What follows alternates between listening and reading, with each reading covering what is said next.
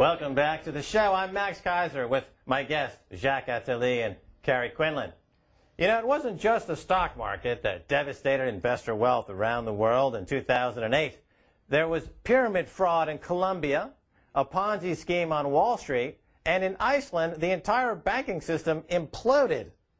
Now, in Colombia, the collapse of a nationwide pyramid fraud run by investment groups with such names as Easy Money, Fast Cash saw thousands pour out onto the streets in protest. A few weeks later, in the United States, famed investor Bernard Madoff, the former chairman of the NASDAQ, admitted to operating a $50 billion giant, quote, Ponzi scheme. And finally, in Iceland, citizens stormed the central bank as life savings were wiped out when the nation's banks went bust after incurring liabilities 10 times the GDP of the country. Stacey, how did investors respond to all this? Well, as you see here, this is in Colombia once this fast and easy money pyramid scheme imploded. $270 million lost in this town of Popayan. As you see, there were huge protests. Here's Bernard Madoff. When the FBI approached him to ask for an explanation, he said, "There is no innocent explanation." And this is the people of Iceland storming their central bank on December 1st. They were angry with the handling of the crisis, the collapse of their banks. Have you ever participated in a riot or a pyramid scheme? I very nearly did once participate in a pyramid scheme. Did you have your clothes on? It was on the internet, so I didn't have to.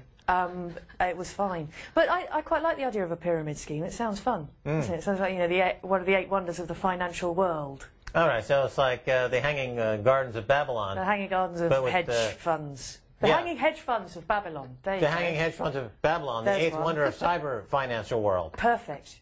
You're up for that? Yeah, totally. Jacques, this is becoming, on the street level, very much a violent crisis. So the idea is, can we stop the depression from happening? For these people, it's happening right now. First, it is very important to realize that it was quite easy to forecast. And I was not the only one to forecast this crisis 2 years ago. It was easy to see that the amount of the debt of the U.S. economies was 350% of the American GDP, while in 29 it was only 200%. Then this amount of debt couldn't go without a crisis. Leveraging, deleveraging. And today there is no question about it. You need to deleverage. That means you need to reduce the debt. It's exactly like someone having taken too much drug. He has to go through a cure, and we have to live through that cure for a while. It appears as though the bailout money that they're pouring in to deleverage these bankers is not really having an effect. It's not deleveraging. Where is it going, this money? It's just transferring the private debt to the public debt. It's transferring the debt of the wealthy financiers to the tax that are going to be paid by the poor wage earners. That's exactly what is happening today. The use of the term Ponzi scheme, which is basically new investors paying off current investors, can you say the same thing about other government functions? In particular in the U.S., the American Social Security system, on the surface anyway, looks like a giant Ponzi scheme. No, it is financed. It's not financed by the other investor in the U.S. It's financed by the foreigners. Why by the foreigners? Because foreigners understand or believe that there is no safe haven as safe as the U.S. financial market. Is that true? Yes, as long as they believe it, it's true. As long as they believe it? Yeah. And what might shake that belief? It's exactly what happened with the subprime. At a certain moment, people stopped to believe that it was a safe market. And then it's just a pin in the bubble, and then everything burst out. That may happen one day. When? Nobody knows, but it will happen. If we don't have soft landing, it will happen. This is, in fact, the Oracle. And the Oracle is all-knowing and all-seeing. The Oracle will make a prediction. Yes? I'm getting something from the Oracle, Stacey. It's saying that the Oracle is predicting that at least one of Madoff's so-called sophisticated investors will be selling apples in New York City by 2010. The Oracle is also predicting that the Forbes billionaire list will fall from 1,062 to 720 in the year 2009. So that Forbes billionaire list slashed. That's a deflation in billionaires. Oh, poor billionaires. Ouch! Oh, it's tough being a billionaire these days. It really is. Well, let's move on to our last topic.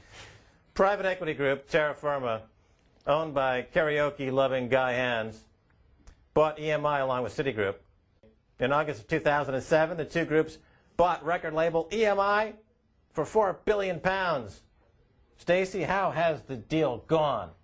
Well, if you listen to this interview, it's very simple. Both Citigroup and ourselves were about 2 months too late. It was incredibly unfortunate timing.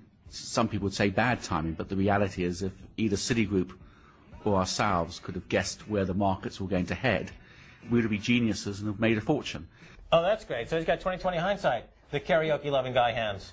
that's right. He's hanging out with Mick Jagger. No. He has a lot of protection now, doesn't he? Citigroup has been bailed out by the U.S. taxpayer to the tune of $55 billion cash and $306 billion guarantee of their debt. So effectively, the U.S. taxpayer owns a chunk of EMI.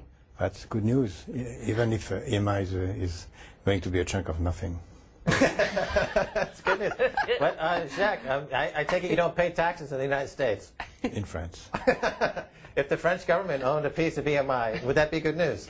I think it would be a very bad decision to do. I see. And you know what his expectations were? What? If you listen to this. In terms of returns, one would normally be aiming for making around 3 times one's money on one's investment. I think in this environment, one's looking to make about 1.5 times one's money to 2 times one's money. It's silly. At a moment where the real growth of the world GDP is only 5%, nobody can make more than 5% on the long term. And if these people made 100%, that means that they take money out of who? The poor and the wage earners, especially in music, which is a dying industry. It's like buying the Titanic after the accident.